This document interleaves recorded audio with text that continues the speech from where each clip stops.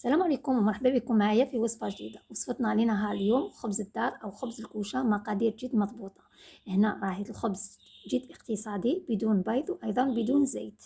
نتمنى كامل تجربوا هذه الوصفة لأنها فعلا تستحق التجربة. هنا شوفوا، نحاول نبين لكم نوري لكم كيفاش الخبز القوام نتاعو.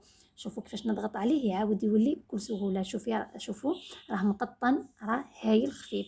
هنا بلا ما نطول عليكم نروح مباشره نشوفوا المقادير وطريقه التحضير. هنايا في الغيسيبي حطيت كاس حليب يكون دافي، زدت له 2 مغارف تاع الخميره ونضيفوا له 2 مغارف تاع السكر. هنا حكموا بالفوي ولا بالمغرف، انا درت بهذه سباتول هكذايا باش نكمل بها حتى الاخير. نحاول نخلط كامل المكونات حتى تذوب معايا هذيك الخميره، ونغطيها ونخليها ترتاح حوالي 5 دقائق حتى 10 دقائق. شوفوا هنا البنات، بعد ما تفاعلت معايا الخميره نروح نضيف بقيه المكونات. هنا كما شفتوا الوصفه تاعنا ما فيهاش الزيت، عوضتها، تقدروا تعوضوها بالزبده ولا بالمارغرين تكون دايبه. درت حوالي 50 غرام، يعني اللي ما عندهاش الميزان دير حوالي 4 مغارف ونص.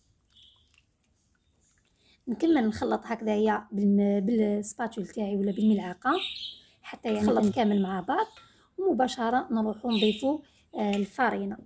هنا شفتوا الوصفه تاعنا ما فيهاش بيض. الفارينه عطيتها لكم ايضا مقادير جد مضبوطه. درت هنايا 2 كيسان ونص تاع الفارينه مع مغرف صغيره تاع الملح. هنا كانت كي كنت نصور ما بانتش، مغرف صغيره تاع الملح، يعني 2 مغارف ونص فارينه مع مغرف صغيره تاع الملح. غربلتهم ونكمل نخلط يعني غير بالملعقه. الفارينه اللي استعملتها انا استعملت فارينه سيم. كما شفتوا المقادير كامل حاولت نعطيها لكم مقادير جد مضبوطه باش تنجحوا فيه. هنا نكمل نخلط حتى تشوفوا العجينه تلمت. هنا هذا الخبز ماناش رايحين كامل ندلكوه، شوفوا نحاول نجمع هكا بيدي فقط. هنا شوفوا تجمعوا بهذه الطريقه حوالي دقيقتين حتى ل3 حتى تشوفوا العجينه تلمت معاكم ولا السطح تاعها يعني تولي ملساء، تحسوها العجينه ملساء، يعني حتى تدي لكم هنايا 2 دقائق حتى 3 دقائق. بعدها نغطيها ونخليها ترتاح. انا هنا الوقت اللي دات لي 45 دقيقه، وانتم يعني على حساب تحطوها في بلاصه دافيه حتى تدي لكم يعني هكذايا هذا الوقت هكذايا ما تفوتوش يعني 45 دقيقه. بعد ما تضاعف الحجم تاعها شوفوا نحاول نكسر لها كامل هذاك الخمور. هنايا كي تكونوا تخلطوا فيها تحسوها بلي راهي خفيفه بزاف. هنا جبنا بابي كويسون ولا تقدري مباشره تفتحيها على صينيه تاع اللي تدخل للفرن.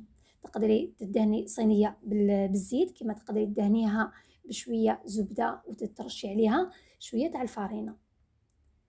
هنا انا الحلال ما ساعدنيش، حاولت برك نبسطها بيدي وكملت بالحلال. بعدها هنا جيبي كاس ولا اي حاجه هنا باش برك نرشمو من الفوق برك الدائره هذيك، ونحاول نبسطها بالاصبع تاعي. هذيك الدائره الصغيره نحاول نبسطها.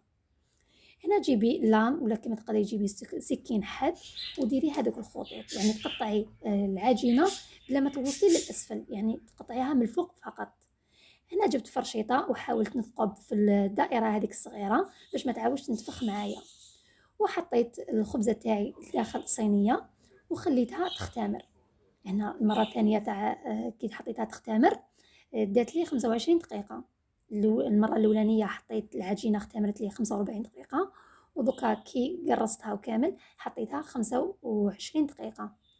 بعدها هنا كما شفتوا جبت صفار بيض وحطيت عليه شويه تاع الحليب وقطره تاع الزيت هكذا باش تعطيني هذيك اللمعه وهذيك التحميره للشباب.